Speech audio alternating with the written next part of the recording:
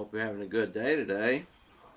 Weather's a lot nicer today than it has been, and so it's what it is. I mean, there's really nothing we can do about it. So let's get into our lesson. A very simple one, but it's going to be challenging for some of us. See, the title of the lesson is "Hurry Up and Wait." I mean, what we have to do sometimes is slow down and act hastily. Okay, these are oxymorons. If you recognize the phrase, they hurry up, wait, slow down, act hastily. See, some of these phrases are kind of comical in some respects. And while we might be impressed to make haste in our efforts to be someplace or get something done, it's usually other people don't seem to have that same passion or that same haste in their actions, and we get kind of frustrated about that. So it's like you're in a hurry. You order something. Hey, hurry up! I want this, and then you're sitting there waiting and waiting and waiting for your order to be filled, so you can get out, so you can get going. And it seems to be that way. Even in the workplace, you might be hustling around trying to get something done, and you watch others just kind of slowly taking their time and keeping a slow pace, and it becomes frustrating after a while. Why should you be doing all the work? And so it's either one of these, either hurry up or it's wait. And this is what we get used to in our daily routines. So consider some things in our spiritual lives. The fact is, we must have a sense of urgency. We need a sense of urgency because we don't know when the end is coming. And as Christians, we have a responsibility to share the gospel message, to tell others about their spiritual condition so that they can be saved. And we realize as long as someone remains in a sinful state, they're lost. And if they die, they will go to hell. And so since we do not know the day or hour when the Lord will appear again in the sky, we had best be prepared. And those who are lost, they do not need to procrastinate. And there's a lot of them out there, right, folks? There's some in your own household. There's some in your neighborhood. There's some even in your church. So, yeah, we don't need to procrastinate on this stuff. So having said that, there's also the condition where we jump the gun, so to speak. Now, here's the opposite side. Sometimes we're quick to assume something about someone. We've all seen the boss who just chews somebody out without having all the facts. Well, we might do the same thing.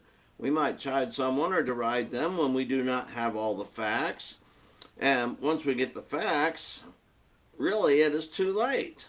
And we are either embarrassed or we find we have to swallow our pride and we should apologize. But how often does that happen? Honestly, it probably doesn't happen as much as it should. And we're also quick to make judgments about people based on different factors. And one thing that's familiar in this day and age is based upon their skin color, or the length of their hair, or the tattoos and body jewelry they might have, or maybe the accent that they speak with. Try to remember that Jesus died on the cross for these souls as well. They all have souls, and Jesus died for them as well. And so we should treat them as brothers and sisters, and we should be concerned about them. See, if you don't care about others who might be different than you, then you're no different than them. Let's be honest there. Many years ago, Charles Spurgeon, the Baptist preacher, he said, you don't care about their soul? Well, guess what? You don't have to worry about it, because you're going to be joining them in hell. Pretty much, that's paraphrasing what he said, but basically that's what it means. If we're not trying to help people get to heaven, if we're not considerate of others and compassionate towards others, And we should have compassion. Jesus had compassion.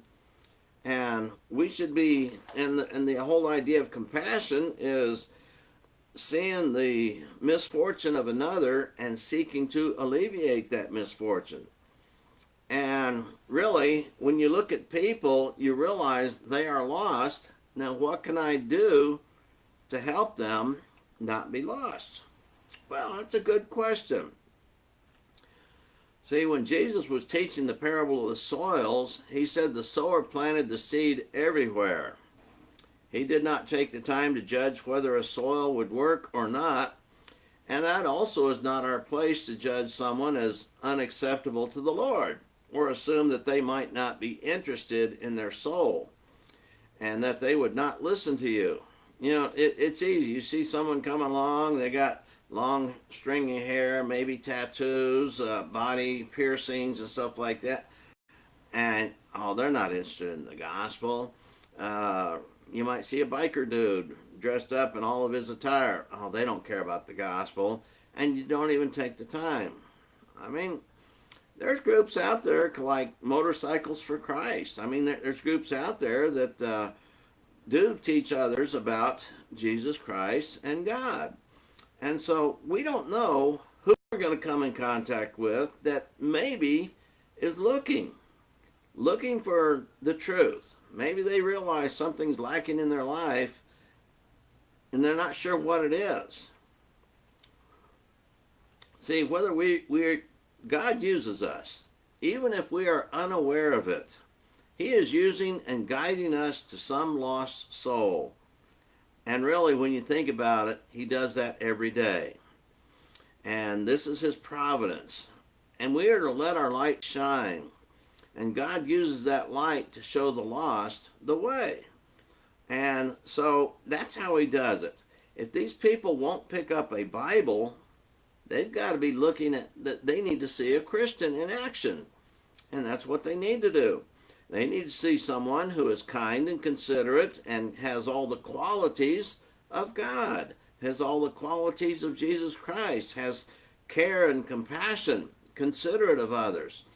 And so remember that if you do not do the works God has prepared for you, guess what? He will find you useless for his purpose, and he'll get somebody else. All right? And so he will find you, and you're going to find yourself in a place you don't want to go. I mean, that's just the truth, folks. I mean, we don't like to think that way. Some of us think, well, as long as we go to church every Sunday, we've done our duty to God. I mean, you're mistaken. If that's all you've gotten out of it, out of all your instruction, out of going to church, then there's a problem with you and not with everybody else. See, some of the sins of the flesh have to deal with how we treat others. You know, even when it comes down to idolatry and sorcery, then we have enmities, strife, jealousy, outbursts of anger, disputes, dissensions, factions, and envying. I mean, that's from the works of the flesh, Galatians 5:19 through 21. Then we have a similar passage in Colossians 3:8. Put away anger, wrath, malice, slander, and abuse of speech. I mean, so, and there's other lists out there, you know, 2 Peter 2 and verse 1. Put away some of these same things, of course, but then you put them away, and then you long for the pure milk of the word, verse 2. And so there's similar lists in there about things that God prohibits, and we're supposed to be mindful of those. And then there's also, like I say, the fruit of the Spirit and adding to our faith, things we're supposed to add to our faith and to our character and our behavior. So things like perseverance, patience, and long-suffering, they're qualities that God also possesses, and it would be wise for us to learn and practice these. You know, 2 Peter 1:6 and 2 Peter 3:9 talks about the long-suffering of God. And we also need to be patient as such. So another problem we face in our society is we make our children grow up too fast. Now, a lot of times parents don't even realize they're doing it, but I mean, children are so advanced today compared to the generation I grew up in. I mean, when I was a child, basically, if I came home from school, yeah, my first chore was get the homework done, and then I could go out and play. And I'd be out there 4 or 5 hours. When it got dark, okay, it was time to come in and eat dinner. And so that's what it was. And so we did things a lot differently. I mean, things that were so simple. Nowadays, you tell the kids go out and play, they have no idea what to do. They can't play their video games outdoors. They have their little machines and all they take with them, and what do? They go outside, sit down, and play that all the time. They don't run around. They don't get exercise. Yeah, it's a problem. And they of course, a lot of them have their own phones too, right? 4 and 5 year olds now have their own phones where they call up and get applications and on their phone so they can play their games, and they can navigate those games a whole lot better than some of us parents. But still, they're sometimes growing up too fast, and we kind of, that's what we do. We tell them, hurry up and grow up. I mean, we tell our kids, grow up all the time. And then guess what? Then all of a sudden, they're behaving like others. They're behaving like grown-ups. And all of a sudden, we help our children learn to be sexy looking and appealing to the opposite sex. Sometimes we do that too early. Parents allow the children to start wearing makeup too early and clothing much too mature for the children. And then we've all seen the cartoon on Facebook and other places where little tiny toddler says a bad word and mama says, oh, that's so cute, and wears a little outfit and shakes her booty when the music's playing. Oh, that's so cute. And then she wears some short dress. Oh, you're gonna drive the boys just wild. And then next picture is the girl is pregnant and the mama said, where did I go wrong? Well, yeah, I mean, it doesn't take a rocket science to figure that out. Some parents are helping their children basically grow up too fast and putting them in a strange situation. See, and that's what it is.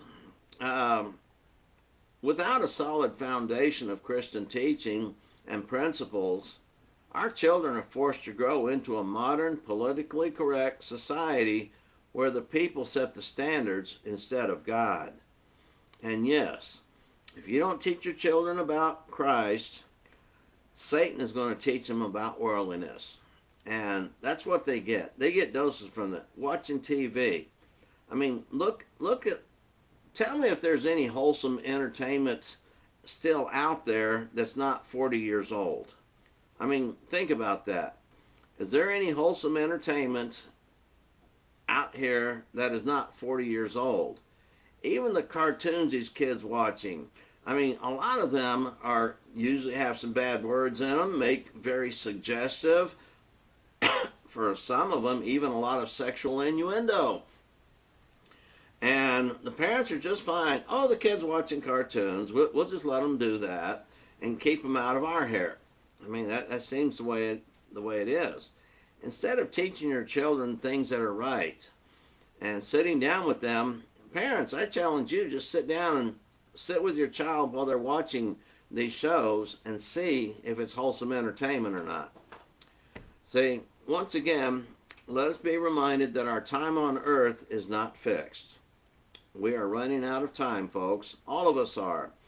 Time is running out for each of us, and of course we know a lot of people are going to procrastinate, and they're going to be unprepared to meet their God.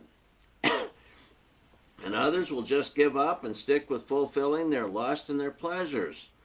And some will not care about God, and many will deny that God even exists. A lot of many will reject the Christ who died for them. And they'll turn their back on God. And of course, this will result in eternal torment for those who do not know God and those who do not follow the Lord's commands. course, you can read that there in 2 Thessalonians 1, 7 through 9. See, God has provided the way of salvation. It's written in his book, the Bible. And we don't read the Bible enough. We don't read it to our children enough. We don't ask our children to read it enough. And we don't encourage others to read it enough. See, our time's running out, and we must make haste to share the gospel message of the Christ. But also at the same time, we need to be patient with those who do not seem to grow spiritually as we wish they would. Sometimes we might get frustrated they do not share the same zeal as we ourselves. And if that is the case, we probably need to turn the focus around to ourselves and see what more we could be doing to help others get to heaven. And so perhaps the Lord will be patient with us and them as well. And one thing for sure, if you do not let your light shine, God will not be pleased with you. If you do not help souls get to heaven, basically God is going to consider you useless. And all you have to do is look at the parables. What did Jesus say about the plant that did not bear fruit? Yeah, cut it up and cast it into the fire. I mean, there's a warning there. You have to look at it, but there is a warning. And just because you're a good soul, just because you go to church, just because you sing songs in church, is that enough? You got to ask yourself, is that enough, or should I be doing more? I'll give you a secret here, something I learned a long time ago. If you think you're doing enough, you're not. There's always more you can be doing. And let's face it, you could read your Bible 8 hours a day, and you can probably realize, I could probably squeeze in another 30 minutes. I can squeeze in another hour. There's always more that we can do. And as far as being a Christian, letting our light shine, there's more that we can do. We can pass along a smile with somebody and say, hello, how are you doing? Or have a nice day. But try and turn that into a spiritual application. It's the Lord's day. Rejoice and be glad in it. Something like that. Okay, that's a lesson for today. So hurry up and wait. I mean, it's an oxymoron, but yet it's something we all need to hear from time to time, and we need to be reminded of. Yeah, we like the good kind of sermons that tell us, attaboy, you're doing a good job. And remember, that's what Paul did with the Thessalonians. He says, you guys, you're doing a great job. You've done what you've done. You've accepted the word of God. You have put it into practice, and you have a good reputation. And then he turned around and said, but I want you to abound still more. Yeah, I mean, even if you think you're doing a good job, there's always something more you can be doing. So get focused on this and do your best to encourage others to be focused on these things as well. All right, be with us, Lord, tomorrow, Lord willing, for another lesson, and we'll get that to you. And if you will, share this message. And y'all have a good day, and hopefully we will see you tomorrow. Bye-bye for now.